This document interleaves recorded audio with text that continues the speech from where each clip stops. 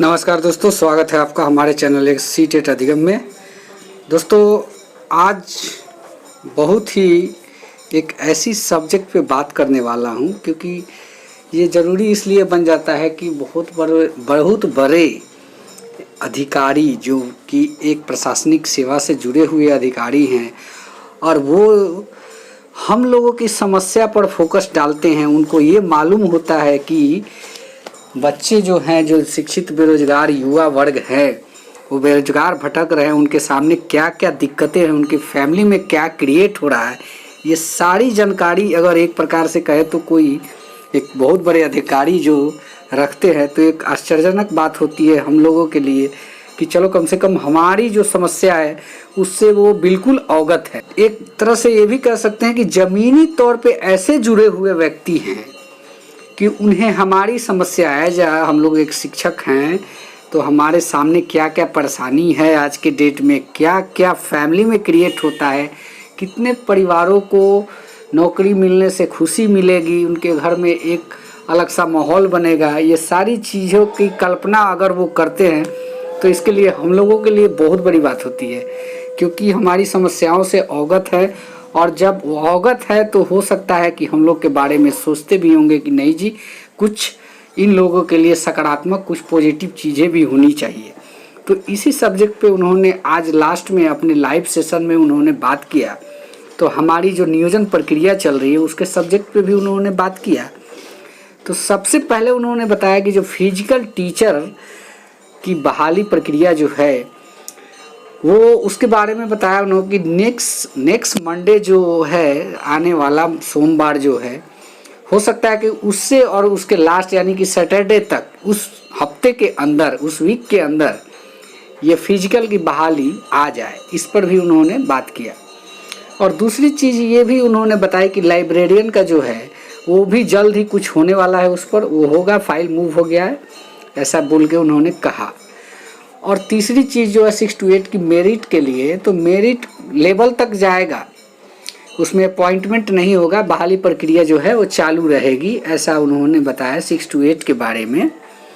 क्योंकि और जो है एक 1 to 5 का जो है उसके संबंध में भी उन्होंने बताया कि उच्च न्यायालय में केस पेंडिंग है, इसलिए मेरिट नहीं बना सकते हैं।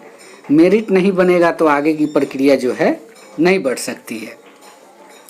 और इसके अलावे भी उन्होंने एक बात कही कि अभी जो बहाली प्रक्रिया चल रही है 94,000 सीटों की, अगर ये बहाली प्रक्रिया, उनके कहने के हिसाब से यही लगा कि ये बहाली प्रक्रिया अगर सामान्य मतलब स्पीड से चलती, कहीं ब्रेक नहीं होता, तो ये बहाली हो गई भी होती। और कुछ 30,000 के लगभग सीट की चर्चा की उन्होंने कि ये सीट जो है वो आती और फिर नेक्स्ट जो होती उसकी बहाली प्रक्रिया स्टार्ट की जाती और उनको भी अपॉइंटमेंट दिया जाता। लेकिन उनका यही अनुमान था कि इसको चलने दिया जाता तो बेटर था। और 6 to 8 के बारे में भी इसी टाइप से कुछ उन्होंने कहा कि अभी तक तो ठीक ठाक है, लेकिन अगर कुछ इसमें भी कैंडिडेट के द्वारा कुछ किया जाता है तो वो भी नहीं जानते कि इस बहाली को क्या हो सकता है ऐसा उन्होंने भी कहा। तो दोस्तों, कहने वाली बात यही है कि ये सारी चीज़ें उनको भी कहीं ना कहीं ये करता है कि नहीं, बहाली चलता तो कितना अच्छा होता। दुख उनको भी है। हम लोग जो है उनके हिसाब से एक चीज़ और उन्होंने कहा कि कुछ कैंडिडेट ऐसे भी हैं जो, मतलब सही बात है, 4-5 ग्रुप तो बन ही गया है, तो उसमें अगर वो अपना कोई प्रस्ताव रखते हैं तो किसी एक ग्रुप को या 2 ग्रुप को अच्छा लगता है कि हमारे पक्ष में बोले, ऐसा फील करते हैं लोग। हालांकि ऐसी बात नहीं है, लेकिन ऐसा महसूस होता है। और दूसरे वाले को क्या लगता है कि नहीं, ये हमारे खिलाफ है। तो इस चीज़ पर भी उन्होंने कहा, इसलिए उन्होंने आज उनको उनके बात में वो कशिश थी कि लग रहा था कि उनको इस चीज़ से दुख है कि कैंडिडेट जो है उनको इस तरीके की बात से, देखिए प्रशासनिक अधिकारी हैं, अब रही बात की कानून बेंडिंग है, लॉ बेंडिंग आदमी हैं, वो एक पक्ष का कोई बात कर ही नहीं सकते, ये तो सभी जानते हैं क्योंकि हम लोग भी एक शिक्षित वर्ग है। आज मैं उनके लाइव सेशन को सुना, मैं तो बहुत प्रभावित हुआ कि इतने बड़े अधिकारी जो है इतने अच्छे सोच रखते हैं। उनकी सोच की मैं दाद देता हूं। और मैंने तो कमेंट्स में भी लिखा कि हैंड्स अप सर, मतलब सुन के मेरा दिल खुश हो गया कि बहुत अच्छी बात है ये कि एक ऐसे अधिकारी भी हैं जो पूरी तरह से अपने ड्यूटी के प्रति समर्पित है। और मेरे को बहुत अच्छा लगा, आज फील हुआ कि नहीं, ऐसे भी अधिकारी हैं जो सबके बारे में सोचते हैं।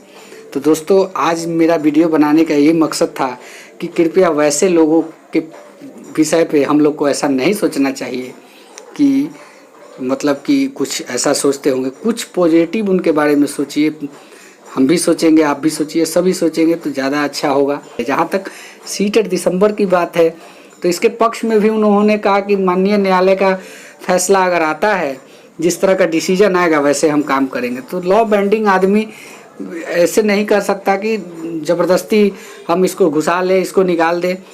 कानून का जो फैसला होगा उसके अकॉर्डिंग ही कोई काम कर सकते हैं। चाहे कोई भी वहाँ पे जो पोस्ट पे है, आप अगर किसी स्कूल में भी जाएं तो जहाँ स्कूल की जो कानून व्यवस्था है, जो एडमिनिस्ट्रेशन है, उसको मान के ही, उसको फॉलो करके ही चलना होगा। तो जो भी जहाँ भी है तो एक नियम व्यवस्था के साथ ही जीता है और ये हम सभी समझ सकते हैं।